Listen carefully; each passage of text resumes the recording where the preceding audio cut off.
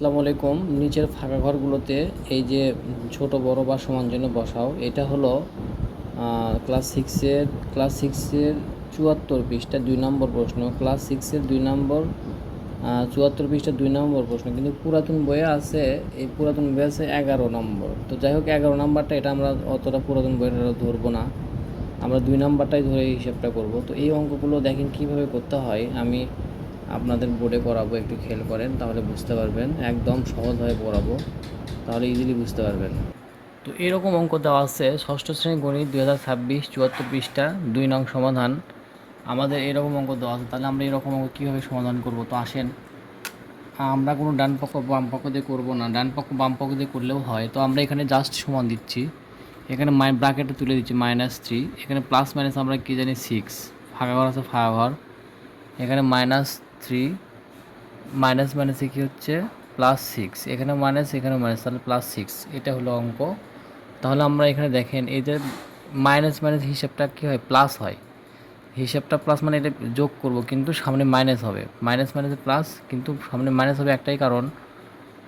তো এটা দেখেন এখানেও মাইনাস এখানেও মাইনাস, তাহলে মাইনাস হিসাবটা হবে 3 আর 6 যোগ করলে 9 হয়, -9, ফাঁকা ঘর, এখানে +-3 আর এখানে +6, প্লাস মাইনাসে কী হয়, মাইনাস হয়, তাহলে হিসাবটাও হবে -6 থেকে 3 বাদ দিলে আমার কি হচ্ছে, -3 হচ্ছে। তাহলে আমরা এখন বসাতে পারি, তাহলে আমরা বসাবো অতএব, আমরা লিখব অতএব এই যে -3 যেটা আছে প্লাস -6 ফাঁকা ঘর -3 যেটা মানে আছে আর কি, -6।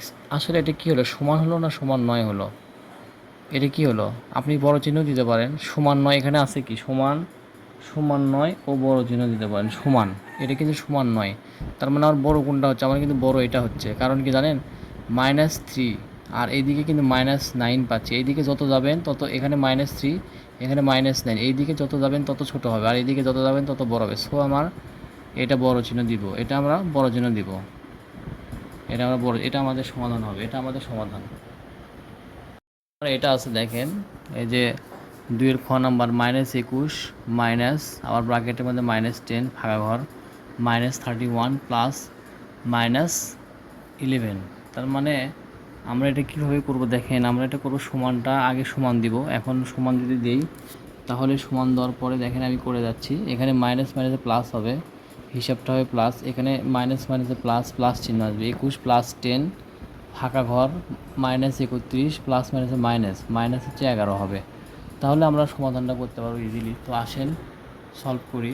তো এটা দেখেন, এখানে আমি যেমনটি বলেছিলাম, এখানে সরি আমাদের ভুল হয়ে গেছে। তো দেখেন বিষয়টা দেখেন, এখানে -21 চলে আসছে, মাইনাস মাইনাসে প্লাস, প্লাস 10 ফাঁকা ঘর, এখানে -31 চলে আসছে, প্লাস মাইনাসে মাইনাস, মাইনাস হচ্ছে 11 চলে আসছে। তো এখন বিষয়টা হলো -21 থেকে যদি +10 বাদ দেন, -21 থেকে যদি +10 বাদ দেন তাহলে -11 হচ্ছে। আর এখানে দেখেন 31 থেকে যদি এখানেও মাইনাস এখানেও মাইনাস, হিসেবটা হচ্ছে প্লাস, তার মানে 31 আর 11 যদি যোগ করেন 42 হচ্ছে, তার আগে মাইনাস বলবে, তার মানে আমাদের কোনটা বড় হচ্ছে, এটা আমার বড় এটা আমার ছোট, কারণ মাইনাস মাইনাস মান যেটা ছোট সেটা বড়, আর মাইনাস মান যেটা বড় সেটা হচ্ছে ছোট। তো আমরা লিখতে পারি অতএব, তো অতএব আমরা এখানে উপরে প্রশ্ন যেটা আছে সেটাই তুলব, তোলার পরে আমরা এটা যেহেতু বড় তাই আমরা এখানে বড় চিহ্ন দেবো। আমার আশা করি আপনারা বুঝছেন, কারণ এখানে মাইনাস মান যেটা ছোট সেটা কিন্তু বড় হয়, বড় চিহ্ন দিতে বলছে, অঙ্কের ভিতরে আছে বড় ছোট এবং সমান চিহ্ন দেন, যেহেতু আমার সমান হয়নি তাই আমি সমান দিই না। আপনারা যদি এটা ঘুরে দেন তাও হবে, কারণ এটা এটা হলো ঘুরে দেন, এটা যদি ঘুরে দেন এইদিকে করে দেন তাহলে কিন্তু হবে না, বিষয়টা এটা বড় এটা আমার ছোট। তো যাই হোক, অঙ্কটা মনে হয় বুঝছেন। তো গ নাম্বারের অঙ্ক এরকম, বইয়ে খেয়াল করে দেখেন, 45 মাইনাস -11 ফাঁকা ঘর 57 প্লাস -4, 57 -4। তাহলে এই অঙ্কটা দেখেন আগের মতোই হবে, হিসাবটা আগের মতোই হবে। আপনারা যারা মানে বুঝছেন তারা কিন্তু অঙ্কটা করতে পারবেন, অঙ্ক করবেন তারপরে মিলাবেন, দেখবেন যে তাহলে বুঝতে পারবেন। যদি একটা অঙ্ক বুঝে যান, পরের অঙ্কগুলো করবেন তারপরে মিলাবেন, তাহলে বুঝতে পারবেন যে হ্যাঁ এই নিয়মে করতেছি। তো যাই হোক, আসেন আগে প্রথমে লিখবো 45। তো প্রথমে 45 লিখছি, মাইনাস মাইনাসের হিসাবটা হয় প্লাস, +11 ফাঁকা ঘর 57 মাইনাস প্লাস মাইনাসে -4। তো এখন যেহেতু প্লাস আছে, এটা প্লাস করেন তাহলে কত হয় দেখেন, 45 আর 11 করলে কত হয়, 45 আর 11 কত, 56 হয়, কত হয় 56। আসেন তো যাই হোক দেখেন এখানে 56 আসছে ফাঁকা ঘর, এখানে 57 থেকে 4 বাদ দিলে হয় 53। তো আমরা লিখতে পারি অতএব 45 বিয়োগ 11 ফাঁকা ঘর 57 যোগ এই যে এই সংখ্যাটা আমরা পুরোটা প্রশ্নটা তুলব, তারপরে ফাঁকা ঘরে আমার এটা বসবে, কারণ এটা আমার বড় আছে, এটা আমরা বড় দিচ্ছি। তো নাম্বার ঘ আপনারা ক্যালকুলেশন করেন, এইদিকে আমি ভিডিও করি, দেখেন যদি মিলে যায় আপনারা মিলাতে পারবেন।